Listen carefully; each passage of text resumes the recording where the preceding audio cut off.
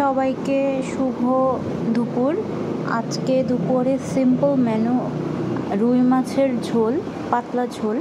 আসলে আজকে আমাদের বাসায় প্লাম্বার এসেছিল, পাইপের সমস্যা, তাই ইলেকট্রিক চুলায় আমি চট করে সব কিছু ঠিক হওয়ার পরে রুই মাছ ভাজি করে নিলাম। আলু কেটে ভাজি করছি, আর সাথে গরম মশলা দিয়েছি এবং একটু জিরা ফোড়ন দিয়েছি তেলে। জিরা, গোটা জিরা, একটু এলাচ, দারচিনি দিয়ে আমি আলুগুলো ভেজে নিলাম।